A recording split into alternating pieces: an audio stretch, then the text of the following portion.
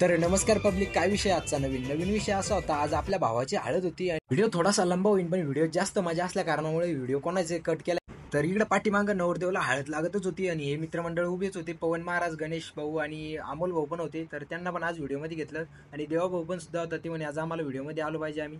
तर नवरदेवाला हळद लावण्याचा टाइम चालू होता आणि इकडे तरुण मित्रमंडळ फोटो काढण्यासाठी उभे होते. हळद आहे भाऊची. नकुले एकदम जोमात, नकुलला एकदम हवा करण्याचा अंदाज होता आणि आपण एकदम निवांत खुर्चीवर बसले होतो. तर पाठीमागून पवन भाऊ आणि रमेश भाऊ आणि आपले मनोज भाऊ पण सुद्धा होते. ते म्हणे आम्हाला पण व्हिडिओमध्ये घे. पण भाऊंना पण व्हिडिओमध्ये घेतलं.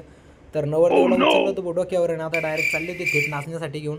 तर हे संदीप भाऊ काय करता बघू. अरे बा हे क्या विषय पब्लिक. संदीप सरांची गाडीचा प्रॉब्लेम झाला असेल म्हणून काय नवरदेवला घेतलं डोक्यावर. मग काय नवरदेव एकदम जोमात, पुरं सगळे कोमात.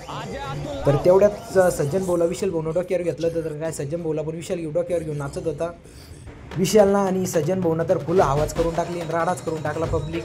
तर आपले मोठे बंधू मंगेश थोरात हे तर आज पहिल्यांदाच मला नाचताना दिसले आणि फुल जोमात होते. आणि उमेश भाऊ तर जागा सुद्धा पुरत नव्हती नाचण्यासाठी. आणि शरद काकडे सुद्धा आज नाचताना दिसले. खरंच त्यांनी आज हळदीचा आनंद घेताना दिसले आणि खरंच एकदम उत्साहीपणे नाचत होते.